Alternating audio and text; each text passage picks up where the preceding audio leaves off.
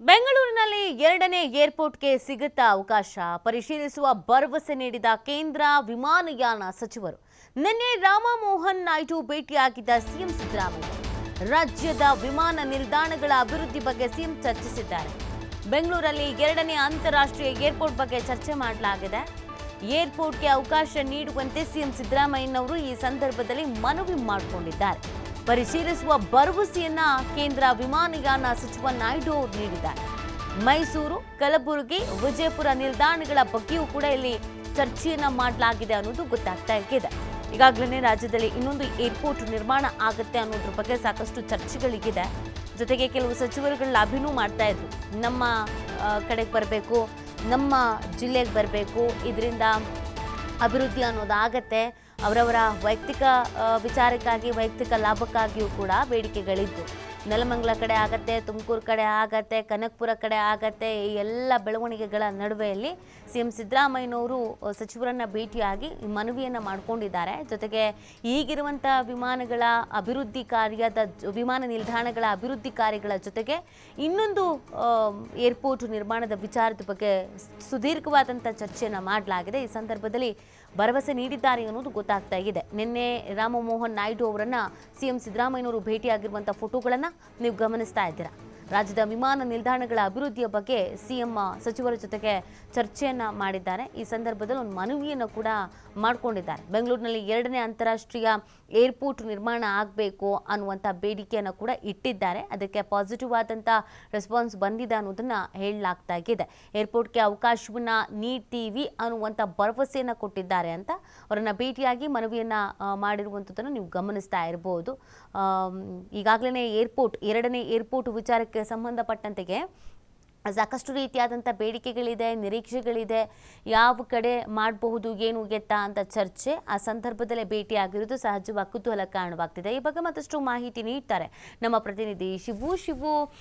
ಈಗಾಗಲೇ ಎರಡನೇ ಏರ್ಪೋರ್ಟ್ ನಿರ್ಮಾಣ ವಿಚಾರಕ್ಕೆ ಸಂಬಂಧಪಟ್ಟಂತೆ ಕೆಲವು ನಾಯಕರುಗಳ ಅಭಿನೂ ಮಾಡ್ತಾ ಇದ್ದಾರೆ. ನಮಗೆ ಬೇಕು, ನಮ್ಮ ಕಡೆ ಬೇಕು, ನಮ್ಮ ಜಿಲ್ಲೆಗೆ ಬೇಕು ಅಂತ. ಇದೆಲ್ಲದರ ನಡುವೆಯಲ್ಲಿ ಸಿಎಂ ಭೇಟಿ ಆಗಿರೋದು.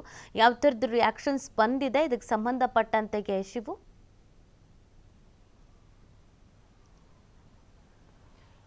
ಬೆಂಗಳೂರು ಅಂತಾರಾಷ್ಟ್ರೀಯ ವಿಮಾನ ನಿಲ್ದಾಣದ ಜನದಟ್ಟಣೆ ಹೆಚ್ಚಾಗ್ತಾ ಇದೆ. ಹಾಗಾಗಿ ಮತ್ತೊಂದು ಎರಡನೇ ಏರ್ಪೋರ್ಟನ್ನು ನಿರ್ಮಾಣ ಮಾಡಬೇಕು ಅನ್ನುವಂಥ ನಿಟ್ಟಿನಲ್ಲಿ ರಾಜ್ಯ ಸರ್ಕಾರ ಮುಂದಾಗಿದೆ. ಈಗಾಗಲೇ ಕಾರ್ಯಸಾಧು ವರದಿಯನ್ನು ಕೂಡ ಅದು ಪಡ್ಕೊಂಡಿದೆ. ಅಂದರೆ ಎಲ್ಲಿ ನಿರ್ಮಾಣ ಮಾಡಿದರೆ ಅನುಕೂಲ ಆಗುತ್ತೆ ಮತ್ತು ಈ ಜನದಟ್ಟಣೆಯನ್ನು ತಪ್ಪಿಸಬಹುದು ಅನ್ನುವಂಥ ನಿಟ್ಟಿನಲ್ಲಿ ಸಮಗ್ರವಾದಂಥ ಒಂದು ಮಾಹಿತಿಯನ್ನು, ವರದಿಯನ್ನು ಪಡ್ಕೊಂಡು ಈಗಾಗಲೇ ಕೇಂದ್ರ ವಿಮಾನಯಾನ ಪ್ರಾಧಿಕಾರಕ್ಕೂ ಕೂಡ ಸಲ್ಲಿಕೆ ಮಾಡಿದೆ. ಬೆಂಗಳೂರಿನ 3 ಕಡೆಗಳಲ್ಲಿ ಜಾಗವನ್ನು ಐಡೆಂಟಿಫೈ ಮಾಡಲಾಗಿದೆ. 5 ಭಾಗಗಳಲ್ಲಿ ಮೊದಲು 5 ಭಾಗಗಳನ್ನು ಗುರುತಿಸಲಾಗಿತ್ತು. ಅದರಲ್ಲಿ ತುಮಕೂರು ಭಾಗದಲ್ಲಿ ಏರ್ಪೋರ್ಟ್ ನಿರ್ಮಾಣ ಮಾಡಬೇಕು, ಉತ್ತರ ಕರ್ನಾಟಕದ ಭಾಗದ ಜನರಿಗೂ ಕೂಡ ಅನುಕೂಲ ಆಗುತ್ತೆ ಅನ್ನುವಂಥ ಒತ್ತಡವನ್ನು ಪರಮೇಶ್ವರ್ ಅವರು ಹಾಕಿದರು.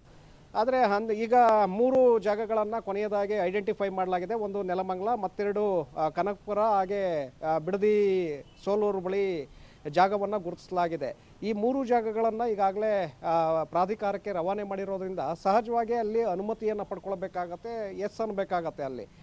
ಆ ಒಂದು ಕಾರಣಕ್ಕೆ ಈಗ ಮುಖ್ಯಮಂತ್ರಿಗಳು ಕೂಡ ದೆಹಲಿಗೆ ತೆರಳಿದ್ರು. ಇವತ್ತು ಕೇಂದ್ರ ವಿಮಾನಯಾನ ಸಚಿವ ರಾಮಮೋಹನ್ ನಾಯ್ಡು ಅವರನ್ನು ಭೇಟಿ ಮಾಡಿದ್ದಾರೆ, MB ಪಾಟೀಲ್ ಅವರ ಜೊತೆ. ಯಾಕೆಂದರೆ ಕೈಗಾರಿಕಾ ಇಲಾಖೆಯ ವ್ಯಾಪ್ತಿಗೆ ಅದು ಬರೋದ್ರಿಂದ ಇಬ್ಬರೂ ನಾಯಕರು ಇವತ್ತು ಕೇಂದ್ರ ಸಚಿವರನ್ನು ಭೇಟಿ ಮಾಡಿದ್ದಾರೆ, ಅವರಿಗೆ ಮನವಿಯನ್ನು ಸಲ್ಲಿಸಿದ್ದಾರೆ.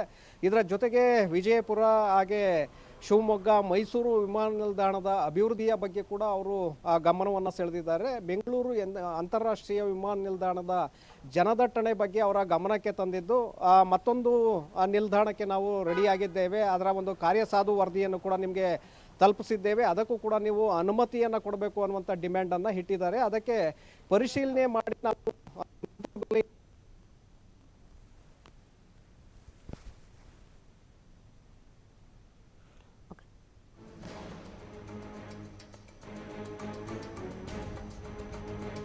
ಓಕೆ, ಥ್ಯಾಂಕ್ ಯು ಶಿವು ತಮ್ಮೆಲ್ಲ ಡೀಟೇಲ್ಸ್ಗಾಗಿ.